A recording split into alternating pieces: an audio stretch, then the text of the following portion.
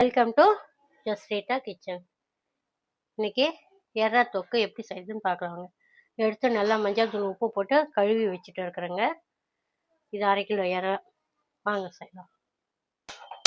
Stove on பண்ணின்னு எண்ணெய் ஊற்றிக்கலாங்க. தொக்கு கொஞ்சம் எண்ணெய் கொஞ்சம் அதிகமாக தேவைப்படும். ஒரு 4 ஸ்பூன் எண்ணெய் ஊற்றினுக்கிறேங்க. நான் போடுற அளவுகள் எல்லாமே 1/2 கிலோ எறாக்குங்க. கடுகு உளுந்து ஒரு 1/4 ஸ்பூனுங்க. நல்லா பொரியட்டுங்க. நல்லா பொரிஞ்சிச்சுங்க. கொஞ்சமாக கருவேப்பிலை, பெரிய சைஸ் வெங்காயம் ஒரு 3 வெங்காயம் எடுத்துக்கலாங்க.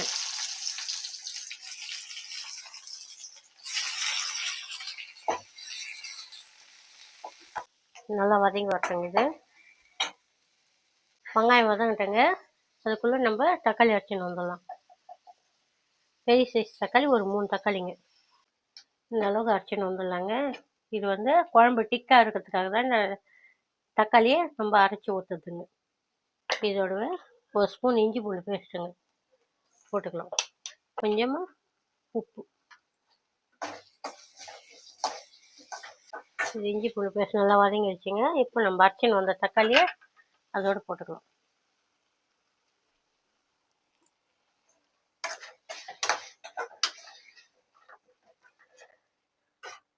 இப்போ குழம்புக்கு தேவையானாலும் உப்பு போட்டுக்கலாங்க. முன்ன வெங்காயம் வதக்கிறதுக்காக போட்டோம். இப்போ ஒரு 1/4 ஸ்பூன் போட்டுக்கிறோங்க. முன்ன ஒரு 1/4 ஸ்பூன், இப்போ ஒரு 1/4 ஸ்பூன், 1/2 ஸ்பூன் போட்டு வைக்கிறோங்க. பார்த்துக்கினா நம்ம போட்டுக்கலாங்க. கொஞ்சமாக மஞ்சள் தூள். இது நல்லா வதங்கட்டுங்க. பார்க்கலாம் அப்புறம். இப்போ தக்காளி நல்லா வதங்கிடுச்சுங்க. நம்ம காரத்துக்கு ஏற்ற மாதிரி மிளகாத்தூள் போட்டுக்கலாங்க. இது குழம்பு மிளகாத்தூளுங்க.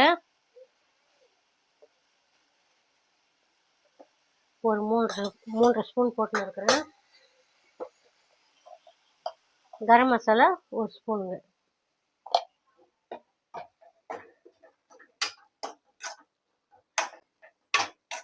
இதை நல்லா வதங்கட்டுங்க. இதோட நம்ம எடுத்து வச்ச எறாவையும் போட்டுடலாங்க.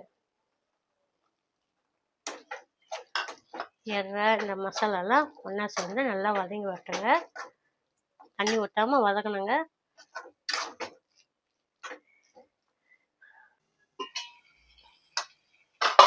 எறா நல்லா வதங்கி வச்சுங்க. நம்ம ஊற்றின எண்ணெய்லாம் பிரிஞ்சு வந்துட்டு பாருங்க. இந்த டைமில் கொஞ்சமாக தண்ணி ஊற்றிக்கலாங்க. எறா வேகத்துக்காக கொஞ்சமாக தண்ணி ஊற்றிக்கலாம். ஒரு 1/2 டம்ளர் தண்ணி போதுங்க. எப்படி இருக்கு பாருங்க. எறா நல்லா வதங்கி வந்துடுச்சுங்க. ஒரு 2 நிமிஷம் கொதிக்கிட்டுங்க. இதுக்கு இடையில இந்த மாதிரி கலக்கி விட்டுக்கலாம்.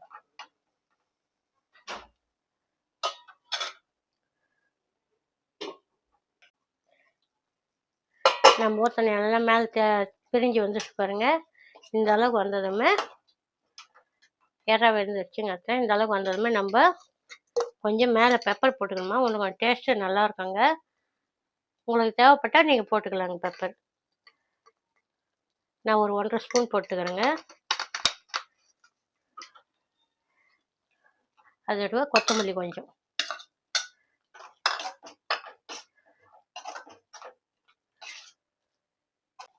சுவையான எறா கிரேவி சிம்பிளாக ரெடி ஆகிடுச்சு பாருங்கள்.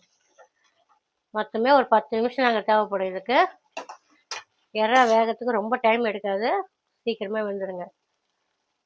இதே மாதிரி அளவுகளோட நீங்கள் செஞ்சு சாப்பிட்டு பார்த்துட்டு கமெண்ட் பாக்ஸில் கமெண்ட் பண்ணுங்கள். உங்களுக்கு எங்கள் பார்த்து தந்துட்டு பிடிச்சிருக்கோன்னு நினைக்கிறேன். சப்ஸ்கிரைப் பண்ணிட்டு பெல் பட்டனை ப்ரெஸ் பண்ணுங்கள்.